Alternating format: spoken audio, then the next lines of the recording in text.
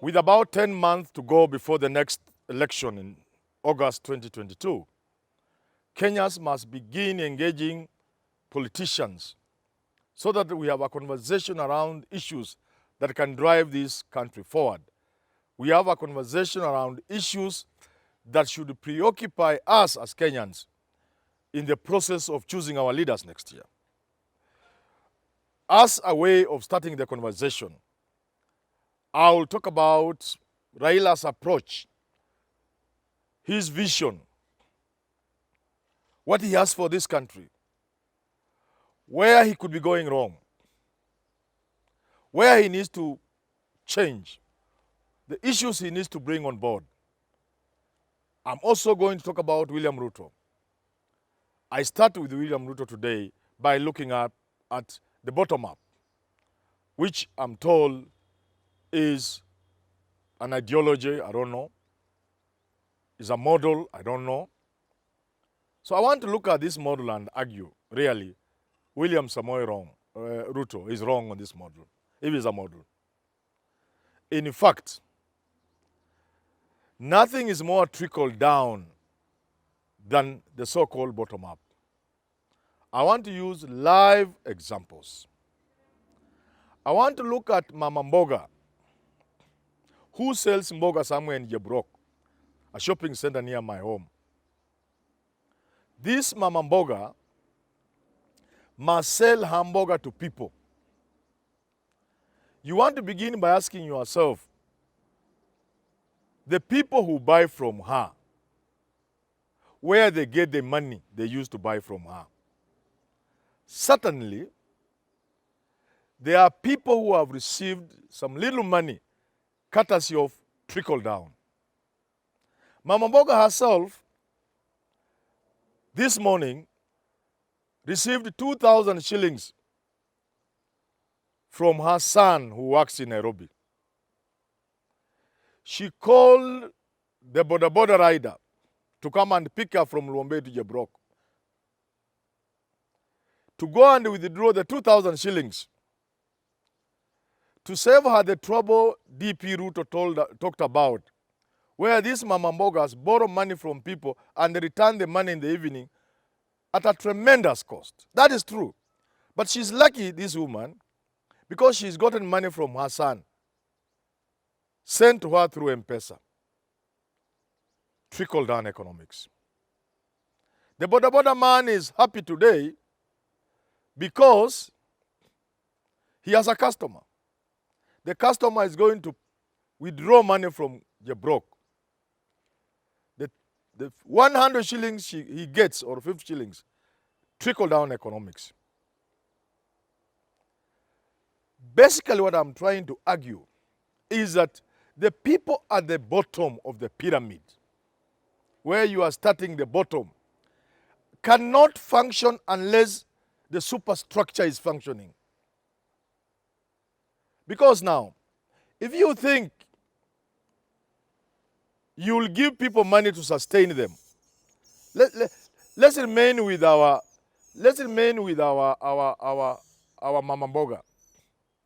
If you give Mama Mboga money, how many of them will you give?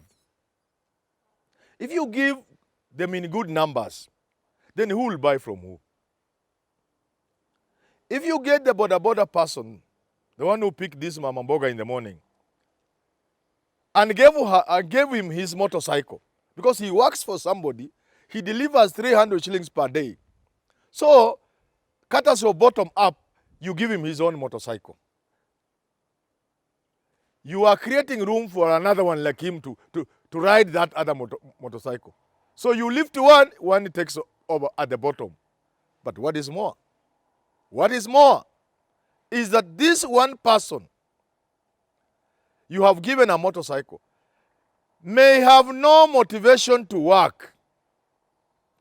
Because Mama Mboga borrows 200 shillings to nada, as we put it in my language, Mboga of 200 shillings, she gets 50 shillings or 100 shillings to use during the day, for that day. If you gave her money, she may have no motivation to go out. The boda guy, you have given a motorcycle, may have no motivation to go look for passengers. He'll go and drink. Because there is no boss waiting for him in the evening. What am I trying to say? I'm saying the problem is bigger. I have mentioned this before. All these things have been tried before. Women have been given big monies in women groups. Dairy farming, they have been given chicken rearing, layers. They have collapsed. All manner of projects have been started, supported in the 70s when donor funding was flowing in Africa.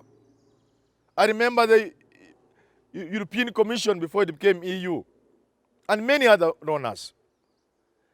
Projects for young men are there. There have been many, many projects. They have all collapsed. Any monitoring and evaluation, any post-project assessment will tell you they have all collapsed. We had the strongest cooperative society movement, I think, in the whole of Africa. It has collapsed.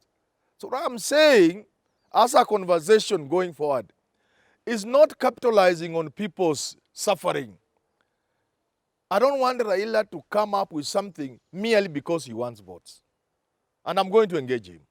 I don't want William Samoei Ruto to talk about bottom-up. And because I'm interested in peace. Tomorrow I'll be talking about peace and this election. Because number one, we need peace. Number two is peace. Number three is peace. Before the elections, during the elections, and after. If you promise people things, it has happened. Go to Ukraine, the Orange Revolution. You promise people things, they think it's going to be rosy and free and heaven will be on earth. Then nothing happens and you have won the elections, you will be compromising on peace. There could be a breakdown in law and order. Therefore, I'm arguing that let us engage on things that make sense. Let us know that the happiness of a society lies in that society living in harmony with the plenty found within their borders, as our national anthem says, as repeatedly told by Raila Odinga, which is true. Therefore, we need systems. We need systems that can create that happiness. For example, we need a society, we need this country to step up production. To step up production to grow the middle class. So I want to hear from Raila and from Ruto. How are you intending to grow the middle class? Because you grow the middle class that has the power to consume, therefore growing the economy. The middle class that has disposable income to consume and grow the economy. A middle class that can invest through savings. A middle class that has the services of insurance, banking, and all these other services that grow the economy. That is the conversation I want us to have. I want us to have the conversation around pay structures in this country, both in the public and the private sector, so that you have a middle class that has disposable income that can also save. Now, it is that middle class that buys a motorcycle in my village for that boy. And because business has been streamlined well, taxes have been streamlined in the country, then that boy who rides that motorcycle can do so for 2 years and buy his own motorcycle. Because then the conversation is also around cooperative officers, development officers that used to be there in the 60s and 70s and 80s.